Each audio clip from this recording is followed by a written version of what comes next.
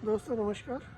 आज आपके समक्ष दोबारा उपस्थित हूँ कुछ विषयों पर चर्चा करने के लिए। तो आज का हम टॉपिक लेके चलेंगे हैप्पीनेस, खुशी, प्रसन्नता।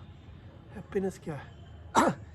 तो इस पूरा टॉपिक को मैं 4 या 5 चीज़ों में डिवाइड करूँगा और with the practical example discuss करूँगा। थ्योरेटिकल अप्रोच मेरी नहीं है, क्योंकि थ्योरेटिकल अप्रोच क्या होता है, मैं ये मान के चलता हूँ किताबी ज्ञान है और हम उस स्टेज में हैं, हम किताबों को ज़्यादा नहीं पढ़ सकते हैं।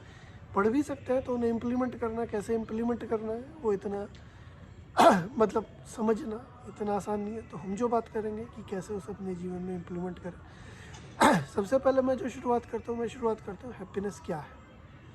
तो हैप्पीनेस जो है ये मैं बोलूँगा 2 तरीके से इसकी डेफिनेशन दी जा सकती है। फर्स्ट डेफिनेशन साइंटिफिक डेफिनेशन जिसे बोलते हैं वो क्या है, एक हमारी बॉडी में एक एंजाइम होता है जिसे हम बोलते हैं डोपामिन।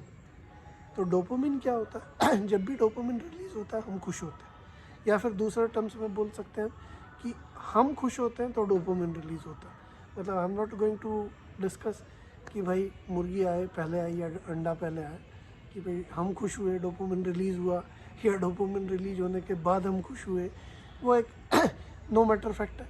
बट लेकिन ये है कि हम में दोनों एक दूसरे के पूरक हैं। अगर मैं खुश नहीं होऊंगा तो डोपामिन रिलीज़ नहीं होगा, और डोपामिन रिलीज़ होगा तो मैं खुश होऊंगा। तो ये दोनों एक दूसरे के पूरक हैं। तो एज़ पर साइंटिफिक रीज़न अगर मेरी बॉडी डोपामिन प्रोड्यूस कर रही है तो मैं खुश हूँ। सेकंड रीज़न, अब मैं आता हूँ एक प्रैक्टिकल कॉमन टर्म्स की रेंज में। सेकंड रीज़न क्या है कि जब भी हम कोई कार्य करते हैं, उस कार्य को करने के लिए एक उसका प्रोसेस होता है, एक उसका पाथ होता है, और उसके बाद एक उसका रिजल्ट आता है, जो उसका परिणाम आता है। तो अगर वो कार्य शुरुआत से लेके अंत तक और उसका रिजल्ट जैसा हमने चाहा था वैसा हो तो हम खुश हैं। अनदर वर्ड्स, जो मैंने डिज़ायर करी, जो मैंने एक्सपेक्टेशन करी लाइफ से या किसी भी से, वो अगर पूरी हो गई तो मैं खुश हूँ। अगर उनमें से कुछ भी ऊपर नीचे हो गया या मुझे लगा कि ये नहीं होना चाहिए तो मैं खुश नहीं हूँ। अब इन दोनों वर्डों पे प्रैक्टिकली अगर मैं बात करूँ, जब हम कोई भी काम करते हैं तो बहुत सारे एक्सटर्नल फैक्टर उसमें इन्वॉल्व हो जाते हैं।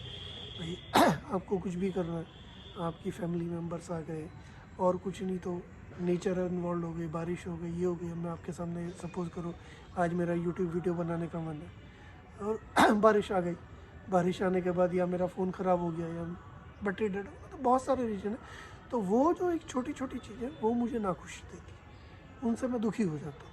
तो बेसिकली ये 2 पार्ट हो गए इसके। पहला पार्ट हो गया आपका कि मैं खुश कैसे रहूँ, दूसरा पार्ट हो गया पहला पार्ट हो गया कि खुशी क्या है। तो साइंटिफिकली अगर मेरी बॉडी में डोपामिन बन रहा है तो मैं खुश हूँ। सेकंड पार्ट पे कि अगर जो भी मैं कार्य कर रहा हूँ, अगर वो कार्य मेरी इच्छाओं के अकॉर्डिंग जा रहा है तो मैं खुश हूँ। अब अगर हम फर्स्ट पार्ट की बात करते हैं डोपामिन की, तो डोपामिन का कोई हम ये भी कह सकते हैं यार ये तो बहुत आसान है, एक कैप्सूल लो डोपामिन का, कैप्सूल डालो अंदर खाओ, आ जाओ, कोई भी दुख, सब कुछ झेल लेंगे, कोई फ़र्क नहीं पड़ता। लेकिन डोपामिन थोड़ा सा कॉम्प्लेक्स एंजाइम है, वो इतना आसान एंजाइम नहीं है कि हम उसे ईजिली कंट्रोल कर सकें, ईजिली प्रोड्यूस कर सकें। हालांकि कुछ फ्रूट्स और फूड हैं, बीन्स हुए, कुछ हुए, जो हमें डोपामिन हमारी बॉडी में जनरेट करने के लिए हेल्पफुल होते हैं। बट वो इतना इजी नहीं है कि मैंने एक कैप्सूल लिया डोपामिन का और मैं पूरे दिन खुश हूँ।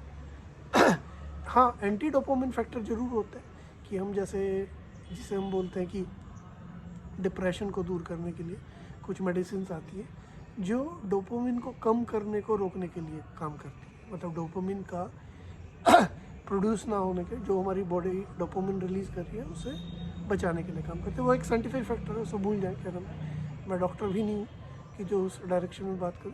तो पर्पज़ है, हमारा मेन फोकस किस चीज़ पे है? हमारा मेन फोकस केवल एक चीज़ पे है कि हम जो काम कर रहे हैं वो काम हमारी इच्छाओं के अनुरूप होना चाहिए, जो कि नहीं होता, जिससे हम परेशान होकर उन चीज़ों से दुखी हो जाते हैं। अब हम इन चीज़ों पर डिस्कस करेंगे कि किस तरीके से हम खुश रह सकते हैं स्पाइट ऑफ कि रिज़ल्ट जो आया फाइनल वो मेरे अकॉर्डिंग नहीं आया, जो पाथ हुआ वो मेरे अकॉर्डिंग नहीं आया, कुछ नहीं आया। तो उन सब चीज़ों को छोड़ के हमारा जो पर्पज़ है, हमारा पर्पज़ सिर्फ इतना है कि हम खुश कैसे रहें। और रिजल्ट कभी भी हम कुछ भी करेंगे तो हमारे अनुरूप आएगा ही नहीं। हर कोई बच्चा, चाहे वो बुद्धू हो, चाहे वो फर्स्ट आना चाहता है, पढ़े ना पढ़े फर्स्ट आना चाहता है। Is it possible? No. So next video में हम डिस्कस करेंगे अबाउट दिस कि किस तरीके से हम इन चीज़ों को साइडलाइन करके कर सकते हैं। नमस्कार।